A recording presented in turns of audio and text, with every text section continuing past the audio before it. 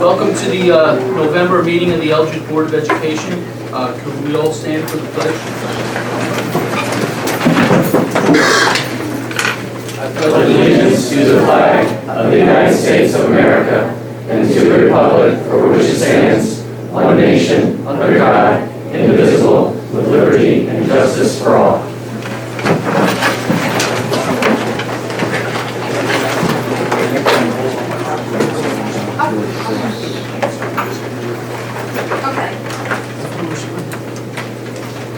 You want to start? I can start. Mrs. Keegan's going to start with our elementary principal report.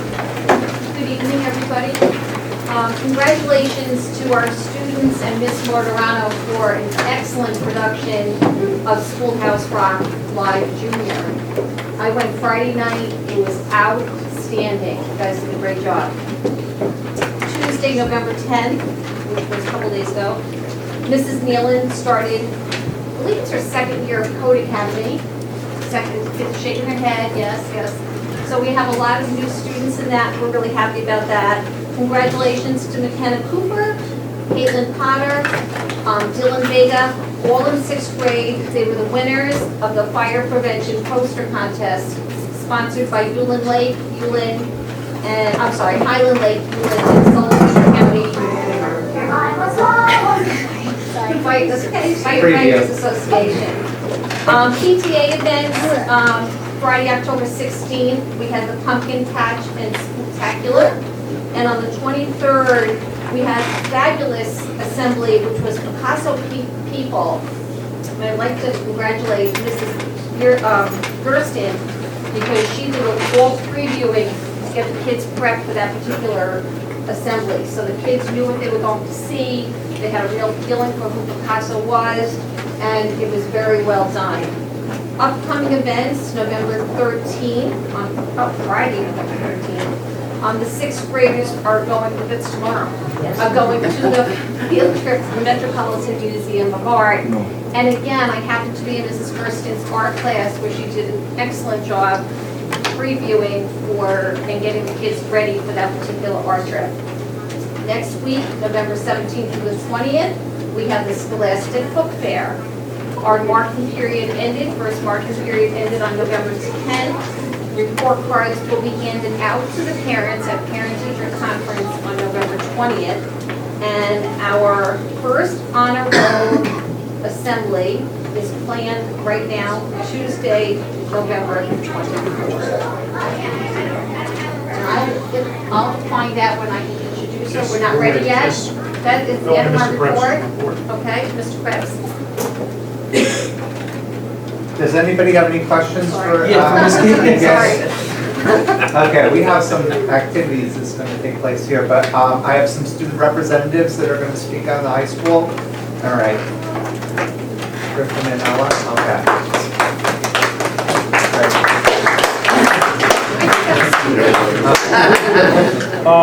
Hi, I'm Griffin, President, Vice President of Student Council in Taylor Sherwood. So we had our third Student Council meeting today, and we discussed quite a lot of stuff that we're looking to do with the school over the next month or two.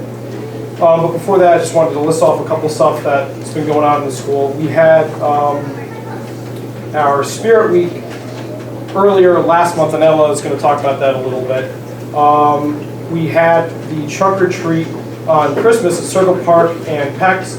Myself and another student council member were there. We volunteered. We spent some time just helping out and playing the games with the kids and all sorts of stuff. So today, that's really it for stuff over the last month. So today we talked about meeting etiquette at the student council meeting. We went over once more Robert's Rules of Order, just behavior and what all the members and officers should be doing during the meeting, what their roles are in an active meeting, stuff like that. We discussed taking a trip to another district. We were thinking about Port Jervis. There were some recommendations that maybe we should do at a school in Sullivan County. We are going. The student council representatives are going to go to Port Jervis, and we are going to talk to some of the members in their school and in student council about school spirit, because if you've ever taken the stroll through the hallways of Port Jervis, you see Port Pride everywhere. I mean, even the clocks have Port Jervis written on it. So it's pretty inspiring for something that we can do at our school, because it seems that our morale as students isn't really the highest. We had discussed doing a presentation to the 7th and 8th graders about our apprenticeship program, where the 7th or 8th grader can shadow a student council person, and they can learn what we did. They would come to the board meetings with us, and they would do all sorts of other stuff. We talked about having some student council representatives come to the board meetings. We might schedule some type of rotation thing, so all the student council members can come to the Board of Education meetings. We talked about trying to get more students to attend our student council meeting. We talked about taking a trip to here at the elementary school. We would get some representatives from all sorts of different clubs, like Key Elements, the Performing Arts, and Student Council, so they can come give a presentation to the 6th and 5th graders, so when they come up to the high school, they know about all the clubs that they can join, and also they know that they can start their own if they're determined enough to do so. We talked about the mentor, well, we're going to be talking about the mentor program that is in gears right now for the 7th graders. So typically in the past, the 12th and 11th graders have been responsible for looking after their mentee, which is in 7th grade. We talked about doing an alma mater contest, so we actually have an alma mater here, which I apologize, I only have one, so if you would like to pass this around, I apologize. It was written in the 60s, and it's not really 100, it's not really great. So we were thinking about teaming up with the Key Elements and having our own contest where we would have a new alma mater.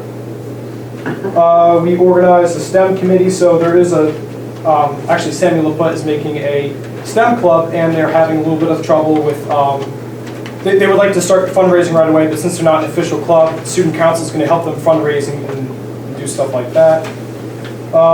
Later next week, the student council representatives are going to have a meeting with the faculty. We are going to be discussing some of the dress code stuff that we've discussed over the summer. It's a long process, but the gears are still moving. We have an apprentice that will be signing up with us potentially in the next month. We have a meeting where we read and review the code of conduct. That will be in January. And I also, for ending my report, I have a list of our meeting schedule if anyone would like that. It says our dates and even our alternative dates when we have snow days. So that's all I have to report. Do you have any? So as Griffin said, Spirit Week happened. The junior class won both cheers banner. We have the juniors doing fundraising, and they're doing pies. And then the seniors are doing Gertrude Hawk chocolate. And then also, as mentioned before, the junior musical just happened, and that was very successful. All right. Is there any questions for anyone or the board? Griffin, your meetings for student council are on regular dates, or you have to pick dates to fit in? Well, they're actually, I'll hand them out now. They are on regular dates, and they are typically on the second and fourth Thursday. Some dates are changed a little bit just because we have like winter break and other stuff like that. But the student council does invite the board to at least attend one of our meetings this year. It's awfully exciting, I will tell you, but yeah, a lot of debate and good discussions. So, is there any other questions? No, the three programs you described, you guys, the apprenticeship, the mentor program, and then the presentations where the high school kids are coming down to Mackenzie are really cool, because I bet there's probably some anxiety when elementary school kids have to go up to the middle school, and the middle school kids have to go to the high school. So any opportunity that you guys can put together for high school kids to introduce the programs and make the kids feel like more comfortable with it is great. So those three programs are wonderful. Thanks for doing that. Yep. And at the end of last year, so we didn't, there was sort of a time crunch with regencies and stuff, so we weren't able to finish it.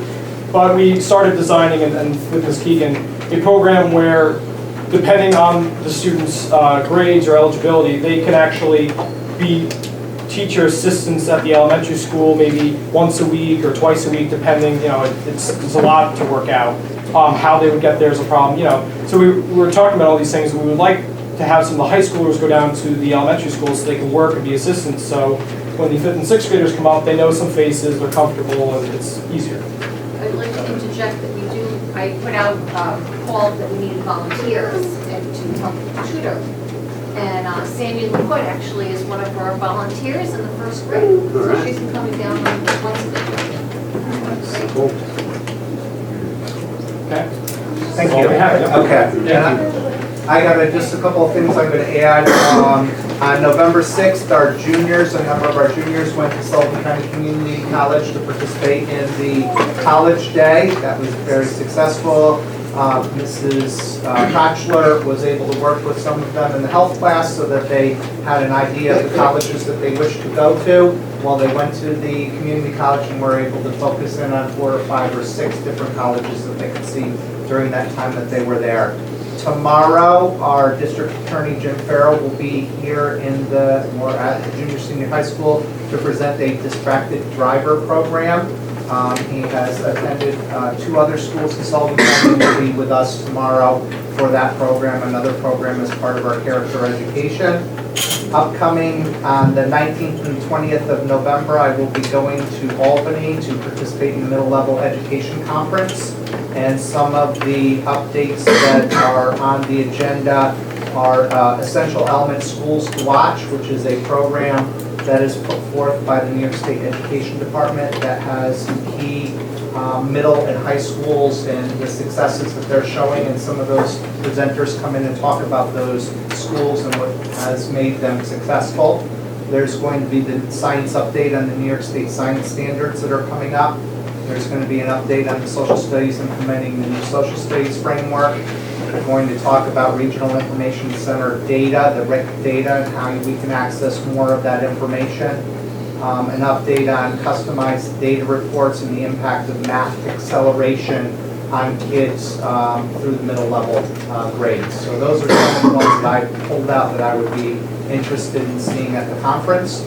We have a trip coming up, the MoMath field trip to New York City on the 30th, the last day of the month, in which many of our students in AP Trig Stats and pre-calculus will be attending the MoMath program in New York City. So if you're wondering what that's a little bit about, but I saw some of the options that they have available for them, so I'm excited about that. And upcoming in December, I think Mr. Dufour may be touching on our meeting from yesterday and some of the activities that are surrounding that. So if not, I can come back to that. So that's all I have for you at the junior senior high school. Any questions, Mr. Krebs, before we move on? Ms. Keegan, you want I'd like to introduce Ms. Mortorano. Come forward. Ms. Mortorano is our new music teacher, and she directed Schoolhouse Rock with 95 of our students in the elementary school. So they are going to sing a song for us. All right, bring it up. Good. Okay.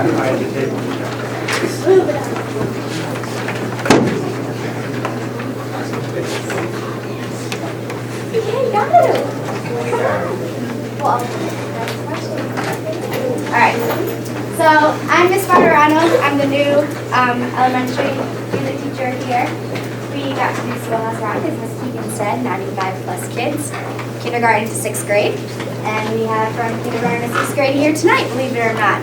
So that's awesome. They are going to sing their opening number for you, which is called Noun's a Person, Place or Thing. And I want to also add that these students had a chance to receive a video from Rob Durrell, who is the creator of Schoolhouse Rock. Myself and 3 other students were able to go and meet him, and for everyone else that couldn't make it, he did a minute video for them that they got to see before the show, so that was something that was really special. So here is these girls, boys, going to sing Noun's First Place to Thing for you, and I'm going to put it on. Are you ready? Great! Girls and don't be shy. You guys did this twice already in front of like 500 people.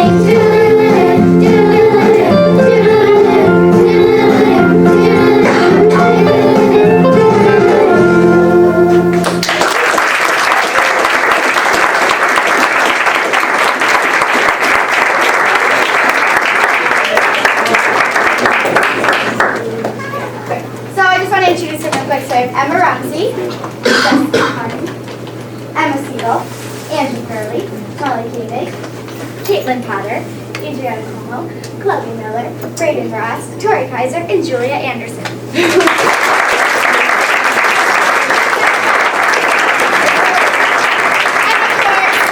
was more dancing on stage, but we do with the room that we have. So thank you very much for letting us dance today. Let's go.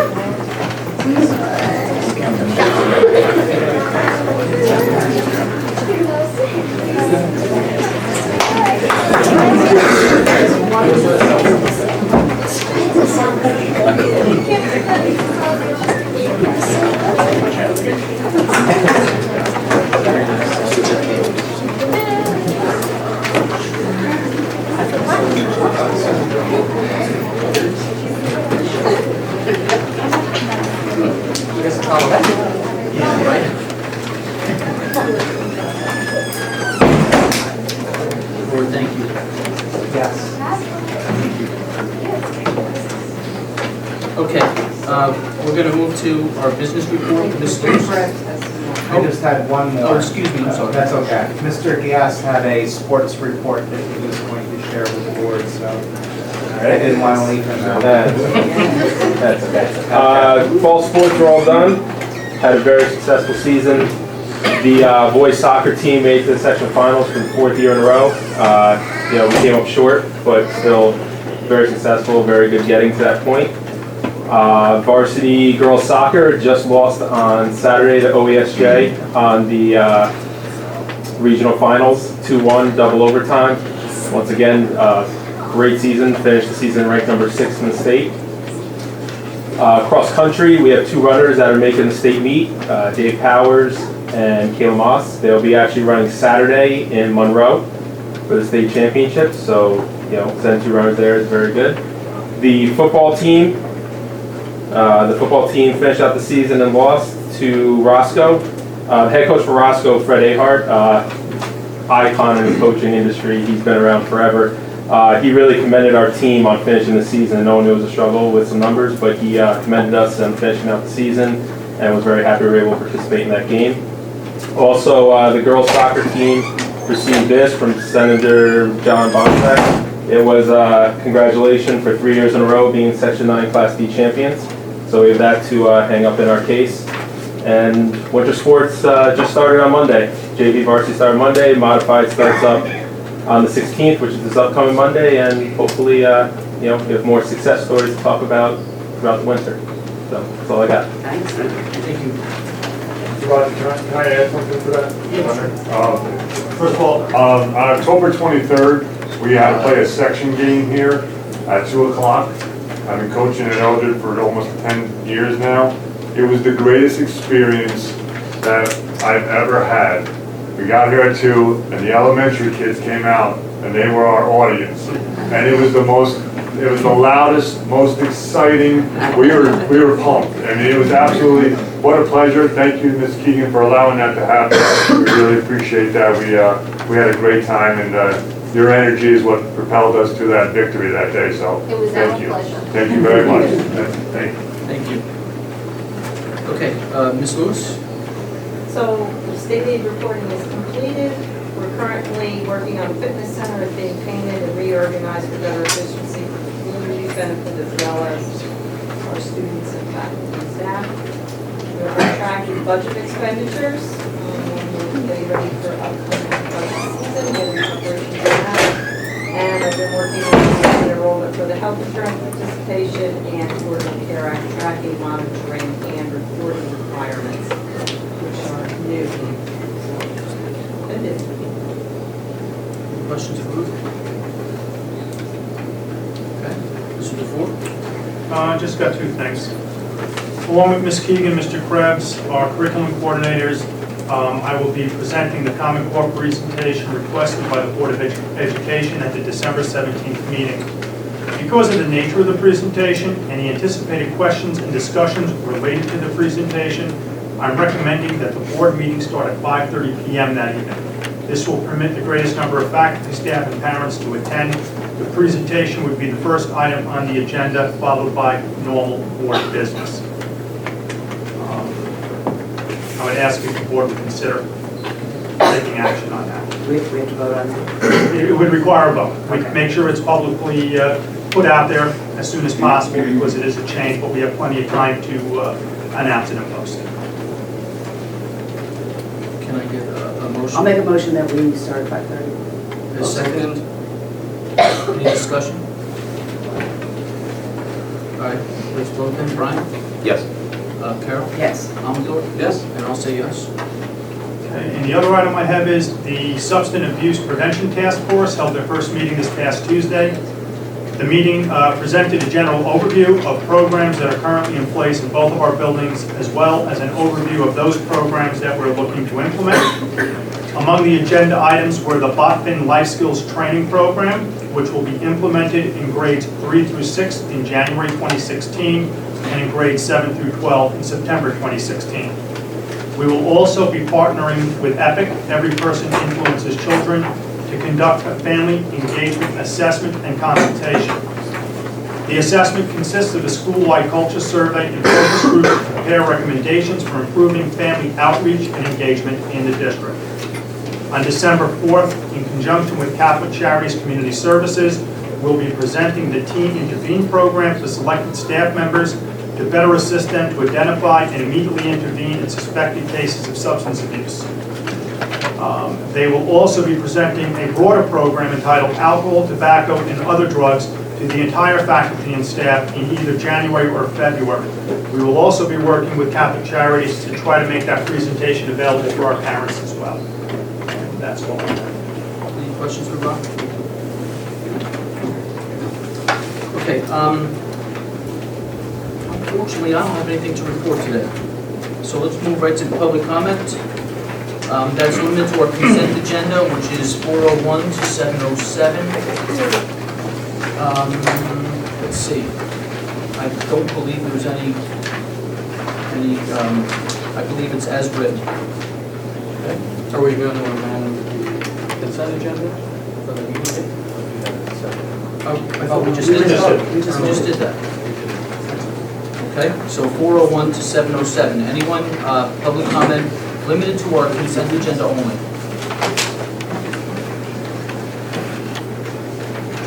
Okay.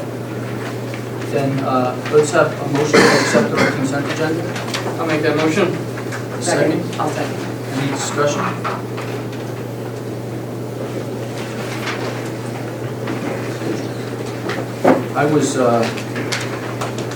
I had a conversation earlier with regards to 607 and 608, and I just wanted to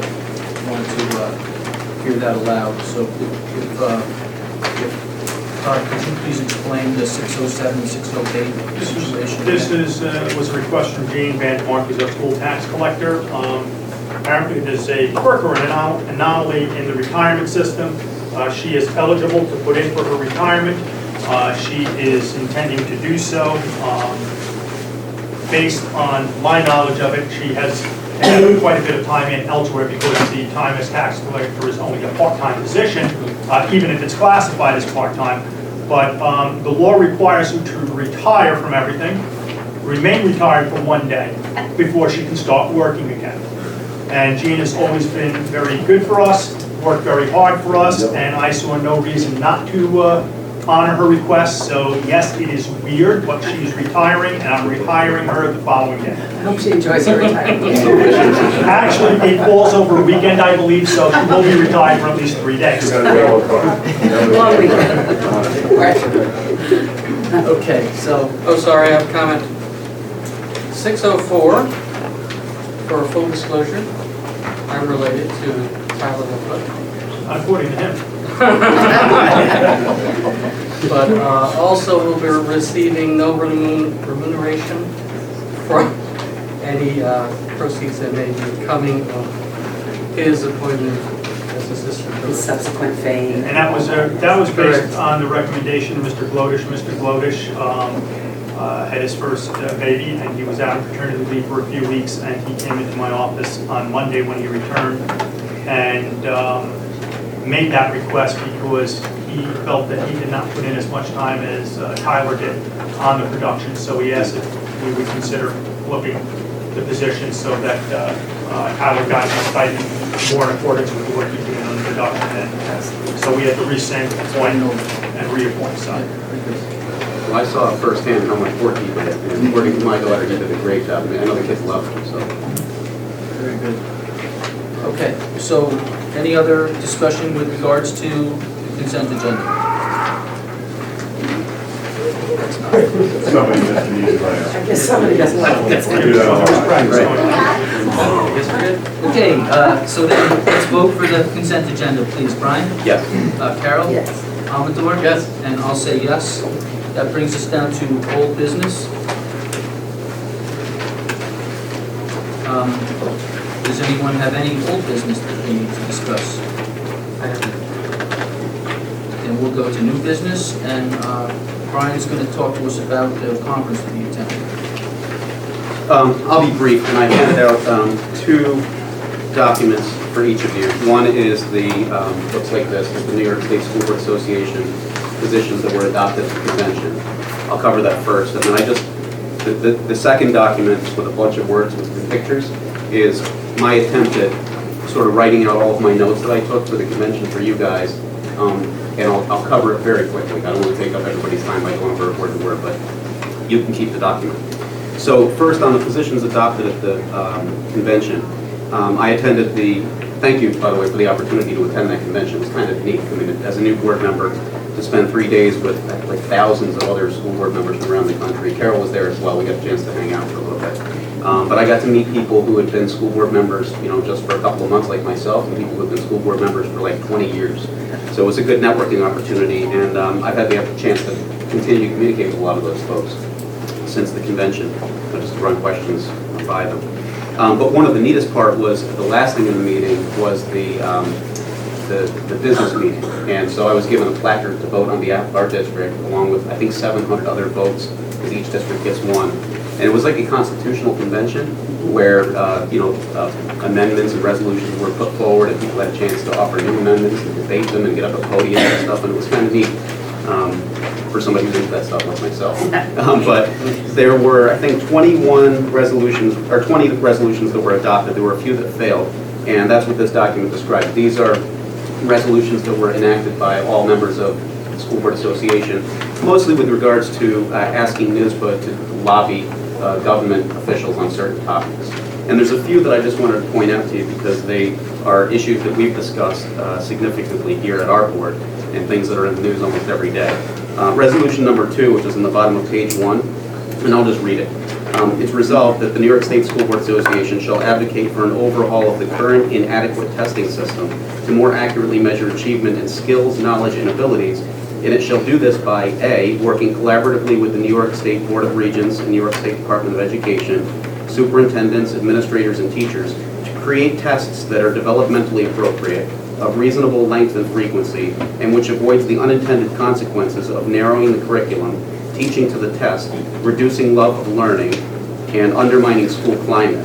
B, insisting that educators throughout the state be included in all aspects of the creation of standardized tests. And C, demanding that district personnel be permitted to examine test results, answer keys, and their student responses so that educators can better assess what each child is learning in relation to what is being taught, and so that such tests can truly inform instruction. I don't know how successful NYSSBA is in lobbying for these kinds of things, but they seem pretty straightforward and reasonable, so hopefully they'll be successful.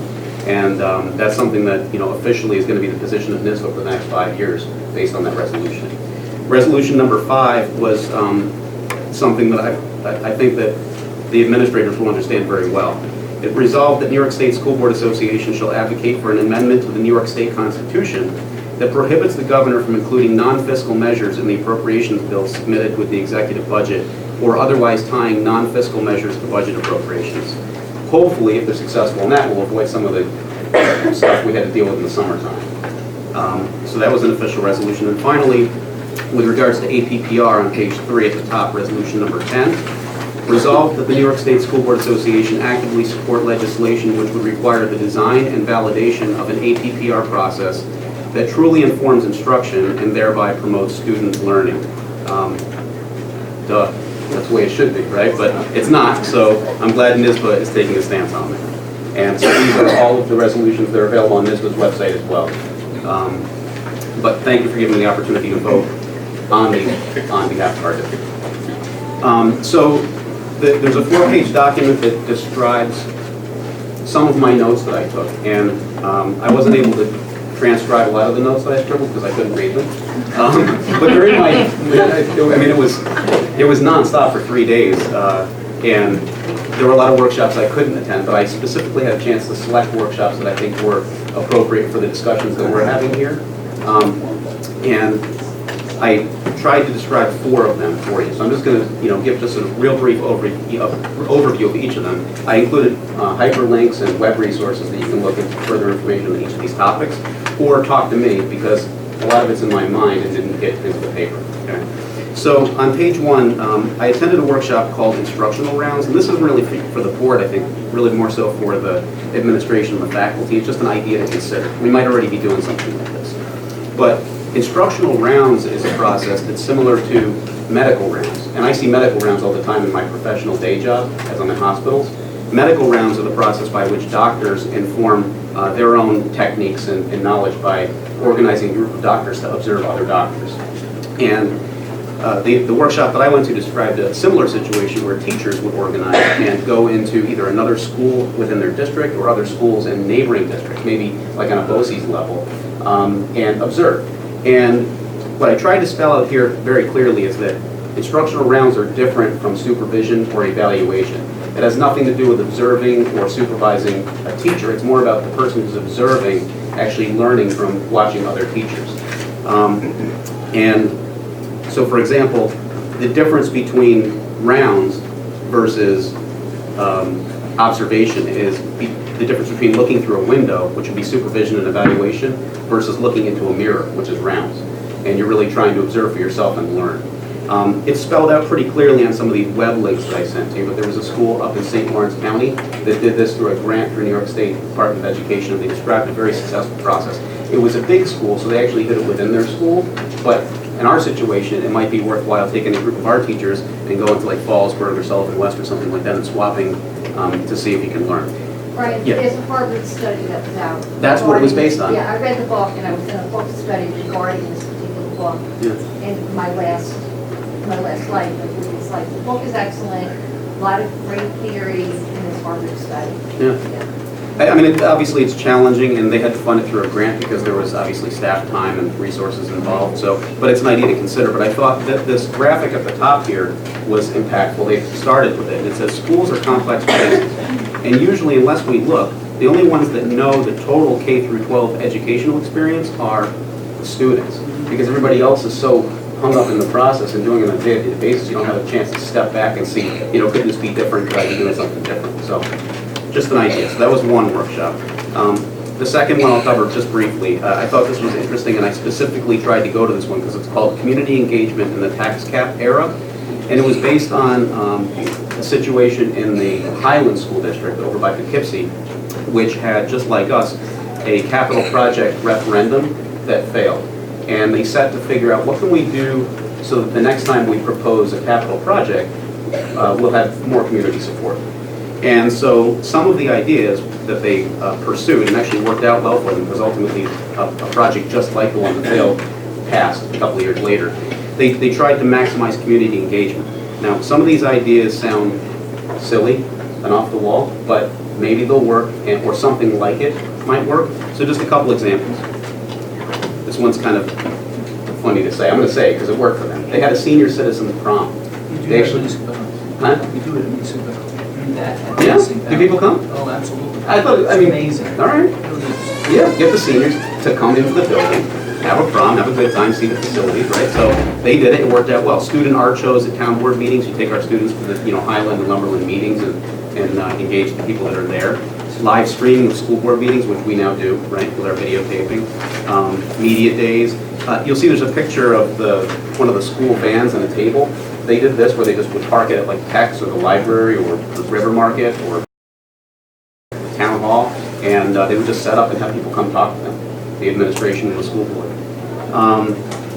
For capital project votes specifically, what they did is they would do presentations to community groups, which I know we do. They formed a citizens committee, and they made sure that they included supporters and non-supporters, so that they could kind of maybe find consensus before the vote and not have any surprises by it. They did some get out the vote efforts. There's some obstacles to consider. Lingering perceptions of former projects. You have to sort of wipe the slate clean because it has nothing to do with former projects, but it's a challenge. And then and I know we consider this, but they had to consider other taxpayers' pressures. The fact is that sometimes our taxpayers will make a decision on a school budget or on a capital project because they're aggravated about things that have nothing to do with us. Highland raises their taxes, Lumberland raises their taxes, their income tax goes up. They lose their job. It has nothing to do with us, but it's pressures that impact our ability to get that passed. So I thought that was an interesting workshop, and there's obviously way more to this than I'm able to describe here, so if you're interested in talking about it, and I'll share that with you. The third one, just quickly, is measuring what we value. This one was the most interesting to me mostly because of the presenter. It was Dr. Lavelle Brown, who's the superintendent of Ithaca City Schools. If you've never seen him present, somebody started off by introducing his personal story. He now is, I think in his mid-30s, he's a young guy, but he's one of the most successful, renowned educational authorities in the country.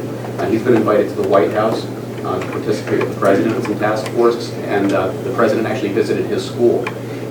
But he started out, his first 9 years of his life, not being able to say a single word. He couldn't speak. He had a significant disability.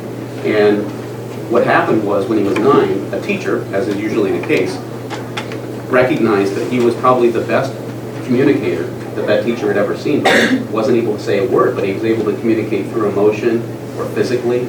And she worked with him and gave him the self-confidence, and he was able to overcome that obstacle and be able to speak. But now he's super successful.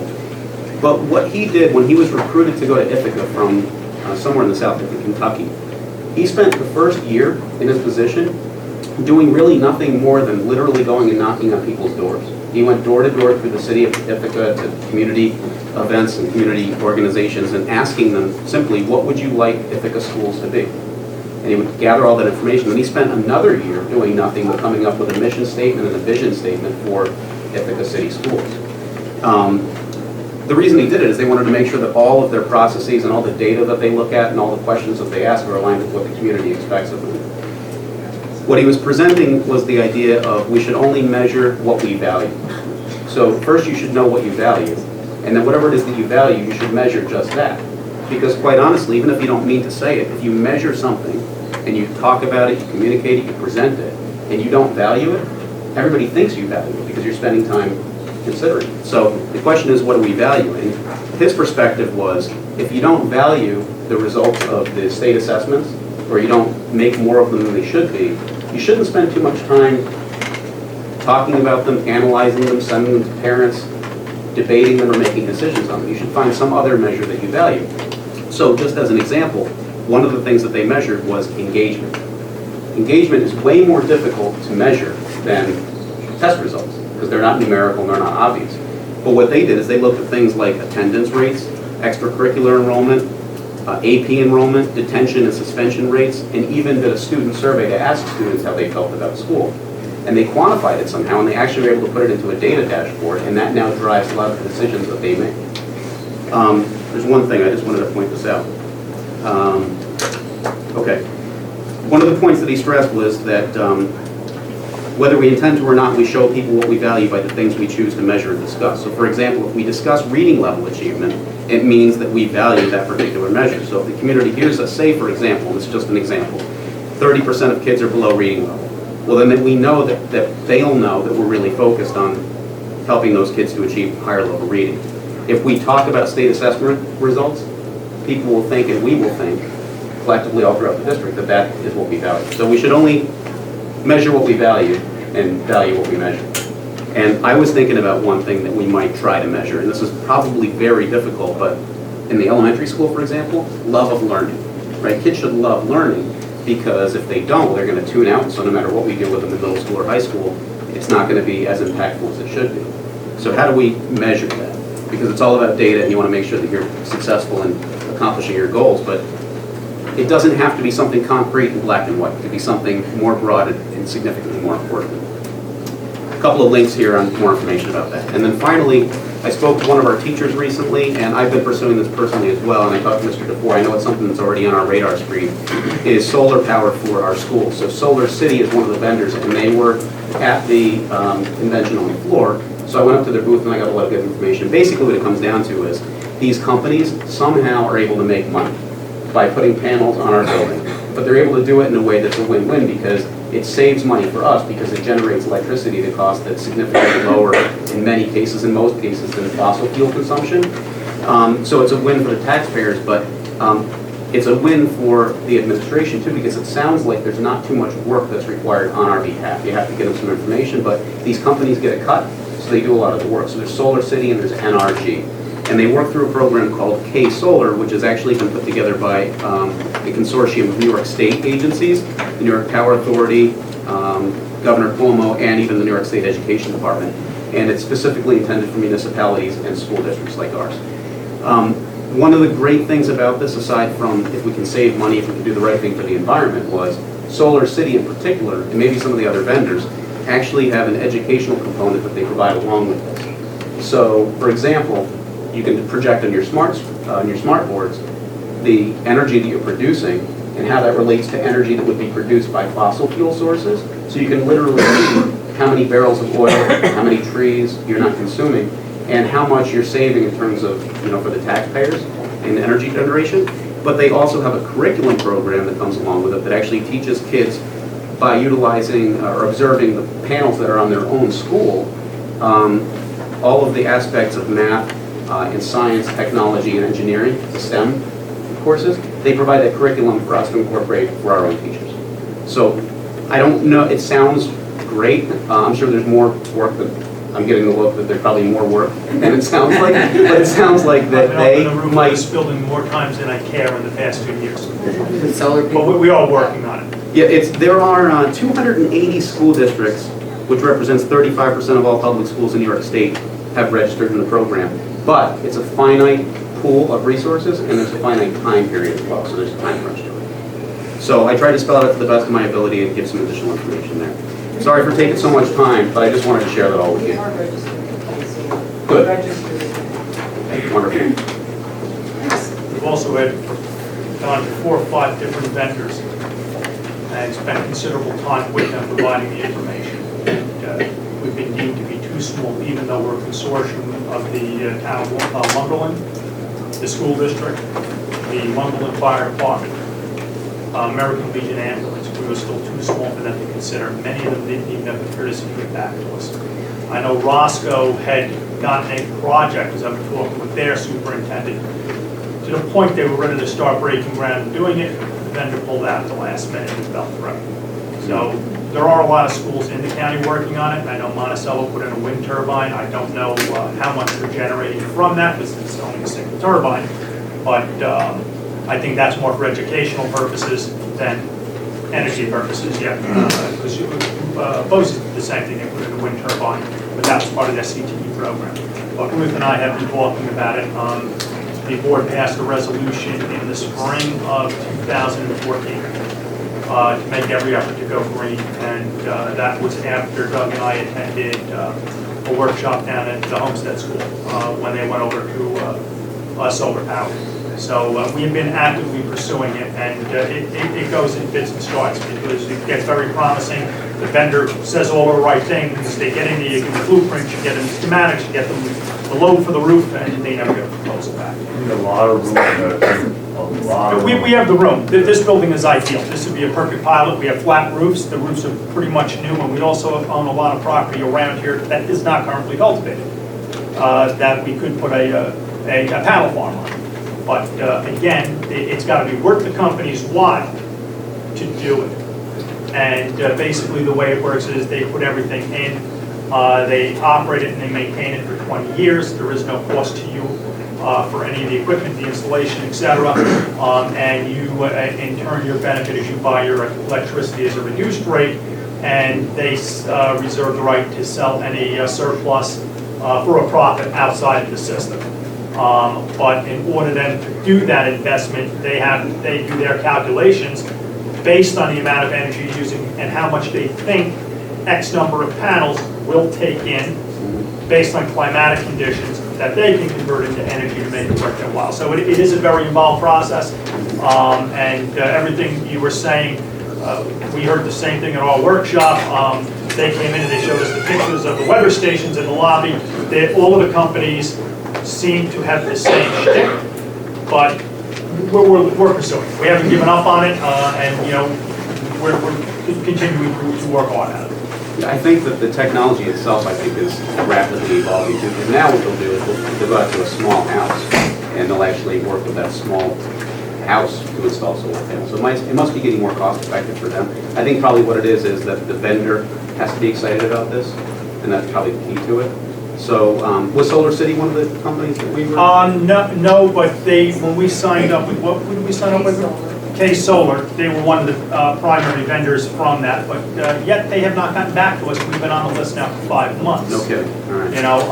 Every other vendor we had in here, they were doing cartwheels. They were really excited, they were all psyched to do it. They brought in their chief engineers and everyone else, but they lost interest, I guess, when they went back and started crunching their numbers to see exactly what it would mean. Most home units are owned outright or owned to buy by the homeowner. Those companies aren't coming in under the same arrangements because there's no profit in it for them. But they're looking to turn out enough energy to make it profitable for them. So we all work. Okay. Again, if you guys want more information on any of these things, I have a lot more up here than I put on the paper, so just ask and I'll share it with you. Brian, can you email this to us? Yeah, I will. Yeah. Actually, I think, yes, I will. Yeah, I'll do that. Thanks for this, Brian. Yeah, thank you. Yeah, well, thanks for sending me, and I wish, wish I could have taken better notes. There's the social media. I don't know where that goes. Well, I'm going to ask if there's any other new business. Yes. Somebody out there. Okay, yeah, so I have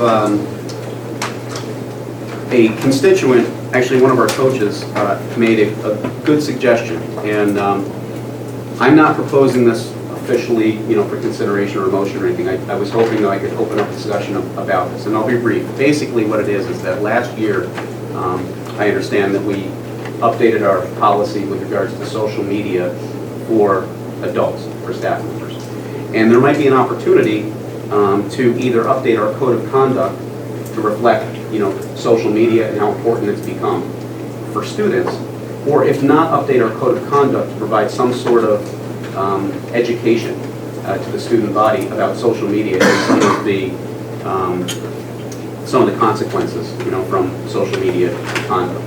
So I found a couple of things, because really what it comes down to, and the more I don't know much about social media because I have little kids, but my understanding is that similar to what you described about Empire Resorts coming in and saying, hey, listen, if you have tattoos or piercings or anything, get up and leave, and half the room left. Well, now part of the job interview process is that they're going to look at your social media profile. So you can't necessarily delete what you do when you're 15, 16 years of age. It may be there and it may, come back to bite you. So there are two examples which I think, and I'll distribute them now.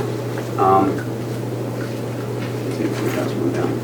I found two different approaches to social media, one from a school in New Jersey, which I shared with Mr. DeFore. He said, well, that really doesn't mean much because New York has different laws, so we don't know whether it's legally Is this the acceptable. same as what you sent? What, through Mr. DeFore? Yes, it was in your Okay. email, yep, Yes, exactly. okay. So I think it's Collingswood Public Schools created a policy specifically for student athletes, and there appears to be some level of discipline attached to this. In other words, if you break these rules, you're in some way in trouble, okay? That's from New Jersey. New York City took a totally different approach, and I only have one copy, so I'll pass this down if you want to glance at it, and I also emailed it to you guys. New York City took the approach of not tying any kind of discipline to it, but more of an education. So they put together a really comprehensive guide about what social media is and how mindful you should be of your digital image and your footprint, more so to protect students and get them thinking about what we should and should not do. Again, I don't know what the best way is to approach this. I thought we could either incorporate something like this in the code of conduct, put together something in terms of education for the students, or do nothing, or do some hybrid of the things. So I'm just introducing that to ask for your input. And I know, you know, it's the first time we're seeing this, so maybe this is something we take under consideration and reconvene. Just any thoughts?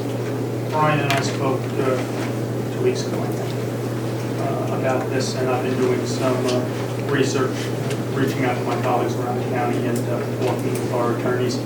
What I'm going to suggest is let the report back, say, at the January meeting, because I think the thing that you said first is the way Wendy and I are leaning towards, which is Scott and I and Wendy looked at our code of conduct. We also looked at our acceptable use policy, where our social media policy for the adults is.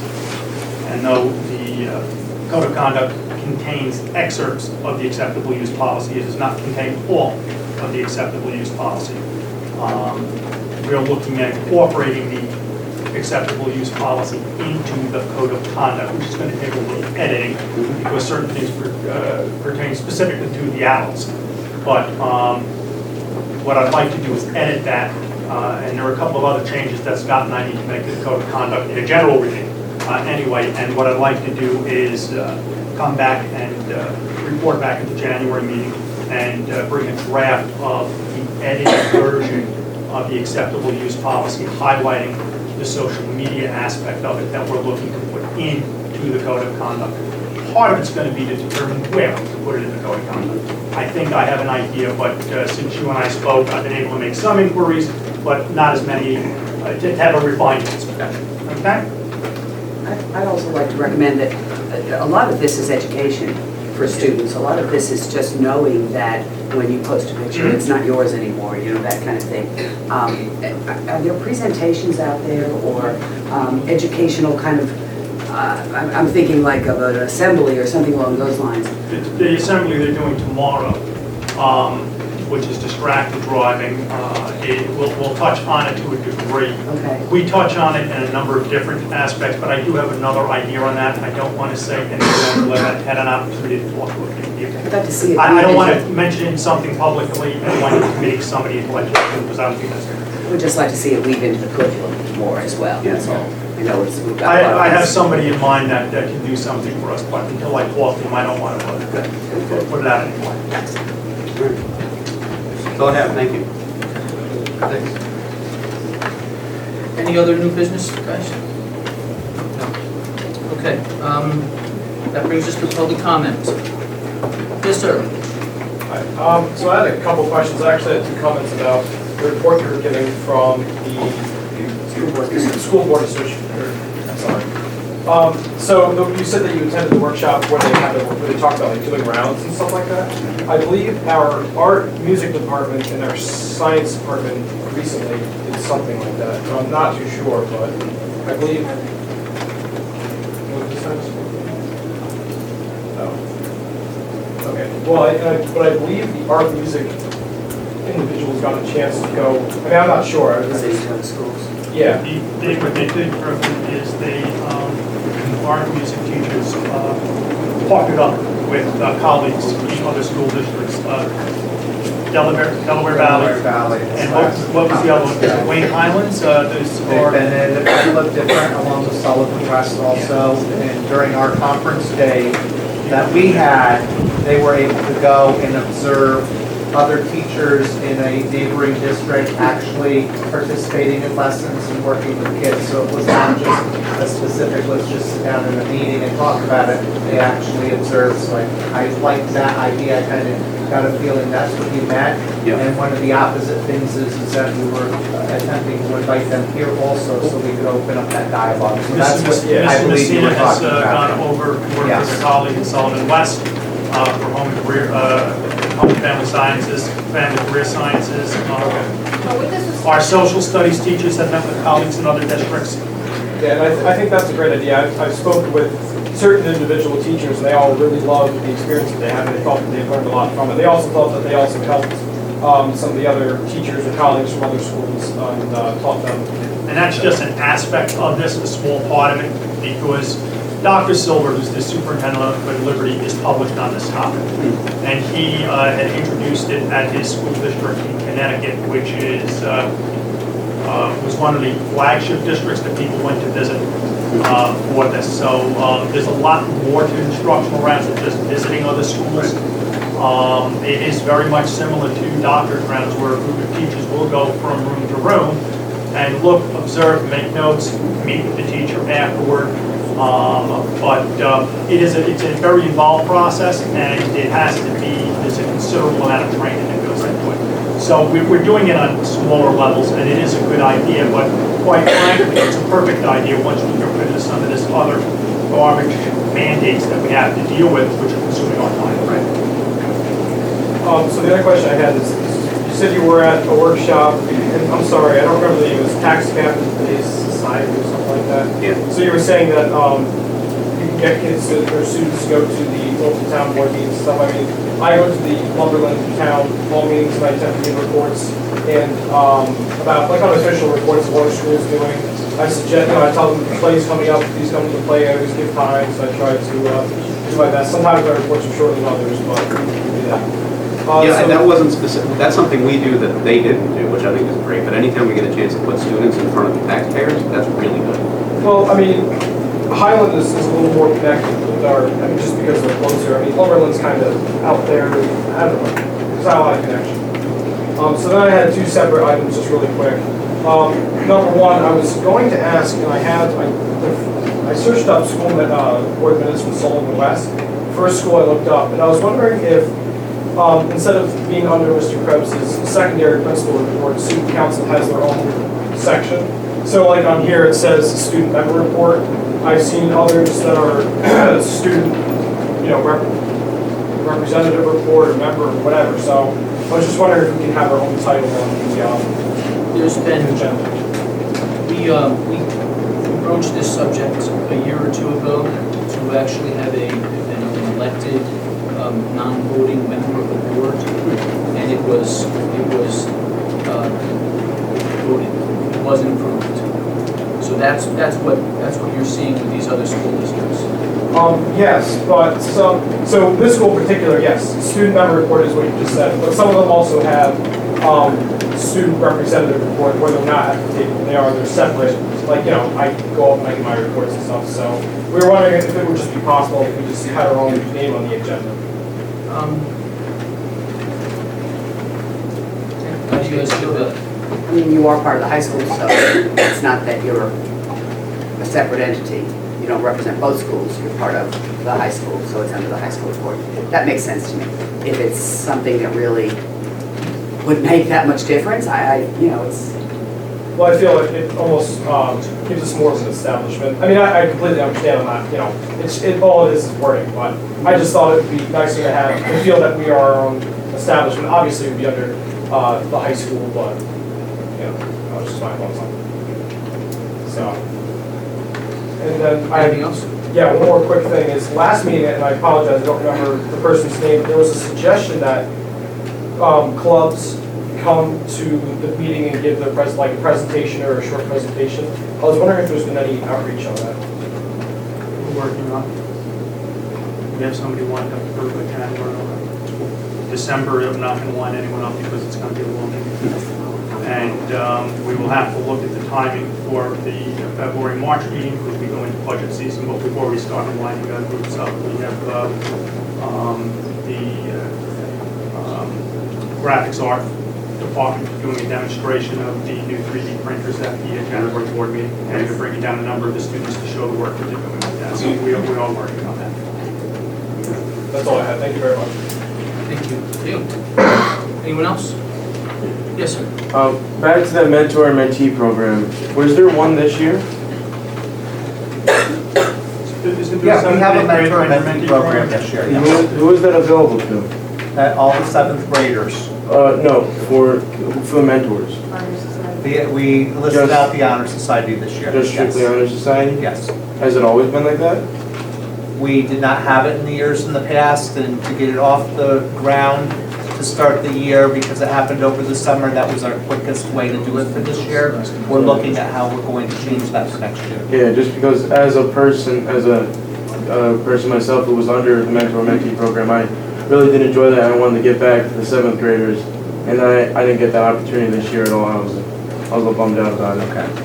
That's wonderful to know, yeah, that's great to know. And there's history of it being more than just the Honor Society, right, Bob? Yeah, I can talk to that. The man, is it all right if I do that? I'm Just sorry. 1 second. Can we just have your, I'm sorry, for the record, can we just have your name? Yeah, Christopher Weber. Okay, thank you. That's what I thought. Just wanted to- Thanks, Chris, that's a good idea. Good idea, Chris, by the way. Initially, the mentor-mentee program started out literally as an honor society program with our students coming in from the elementary school, but then it was expanded by virtue of volunteers. Mr. Witasek and I and other teachers would solicit volunteers then to be mentors. And there was a criteria established, obviously, you know, the student's disciplinary action record and stuff like that came into account.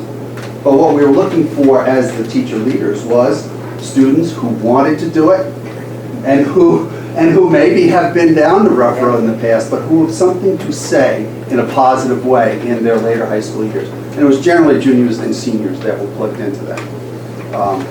And it was extremely successful like that. Scott, you and I worked together on that some too. So Mr. Krebs knows and some of the history, and I'm sure you'll go there.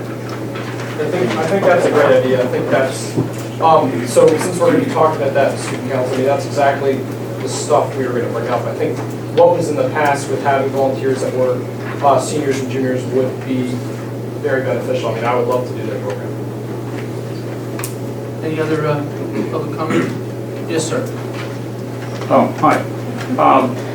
So academic success is one of the things that I'm passionate about.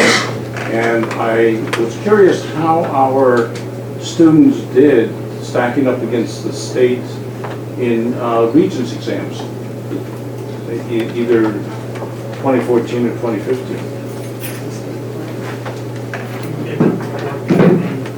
There's a New York State school report. It's online. I did our report, I did not coordinate that with other schools. Correct. It's Mr. Ryder, correct? That's right. Can you get Mr. Ryder's contact information, get that information to him, because we did do a presentation a couple of meetings ago. Sorry But about that. Mr. Krebs will get that. Good, thank you. Yes, Trevor. Just mentioning that we have our annual holiday toy exchange, the Elder Faculty Association is hosting it. Again, this year on the 11th in the lobby, so bring a toy and take a toy. Or bring no toy and take many toys, and anything that you want. It's a recycling of toys in an effort to cover the needs of our community. And we're also hosting the outerwear, so an outerwear toy exchange and an outerwear exchange. You can come and bring in child boots that don't fit anymore, and you can take boots that will fit your children now. So that's happening on the 11th in the lobby. You'll see flyers around. Please come. And if you have an attic of toys you'd like to get rid of, you could bring them too, and we will find a proper home for them in the community. Usually Sullivan County, we usually get some of the shelters. We give our extra toys there too.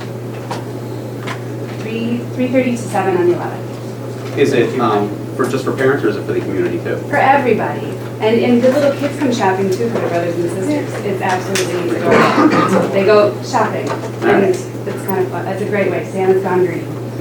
It's always funny when the kids who bring their toys to give away then don't want to give it away because they change their mind. No, you can't change your mind.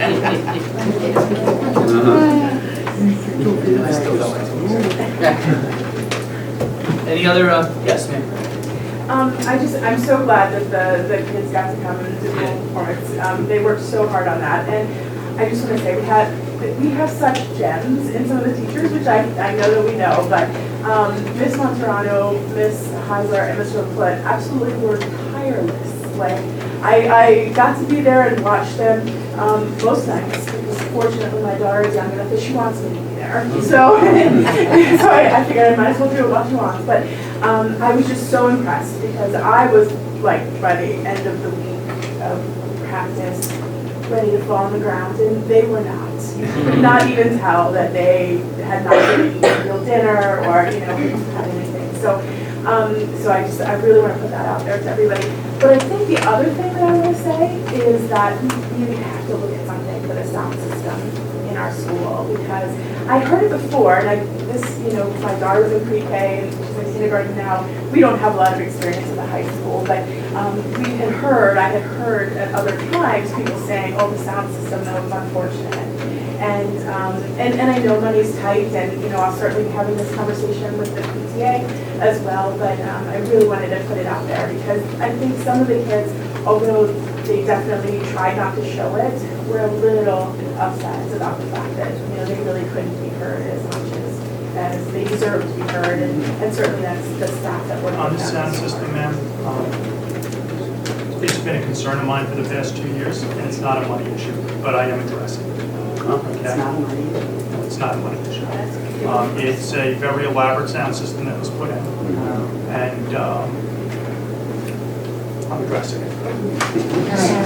Yeah, I was sitting there, and it sounds like there was something wrong with the panel, like half of the microphones worked and half didn't. And of course, my daughter, she doesn't sing very loudly, and I couldn't hear a single word that she did. Of course, after the show, I told her she sounded great, and she didn't even know that nobody could hear her. And I think most of the kids didn't, and they actually had a really good attitude about the idea that, you really couldn't hear most of them, but they weren't upset. And I think it's probably the coaching, where they just, must have said the right thing backstage. Nobody was panicky about it or anything, but it would be wonderful that could work. You do remember recording this, right?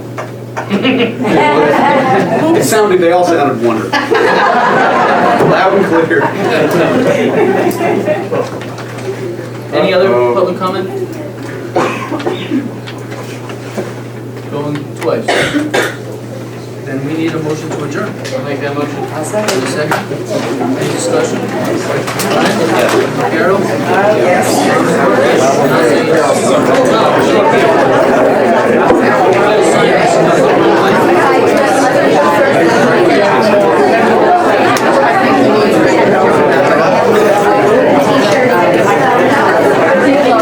I did a presentation on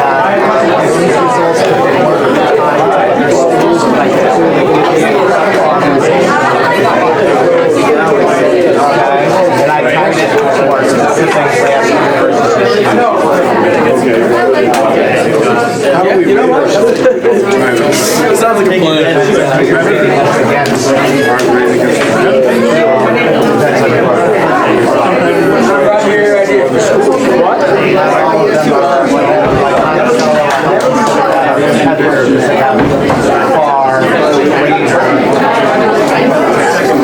list of students that participate any type of I guess I'll. If you want to compare it to Livingston Manor, I can get those results. When I who are applying for the same jobs and the objective of the school is to prepare our students. As some of the students in Monticello are representatives of the most different schools, so I have percentages are somewhat. Email it. I'll show you what I got, and then you can come back and you give me any questions that you might ask. Okay? Yes. Dots.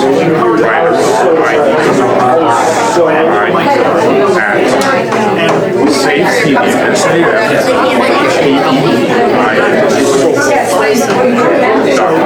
This will be, I'll just be very honest with you. S-A-F-E-D-I-A, not S-A-F-E, or no whitefish. Somebody else. Okay, so you can look at it, I can be as, our competitors, our top kids are not as top as the Monticello top kids, but our top kids are as top as the Livingston Manor. But I think the other package is top in what? Because if you look at the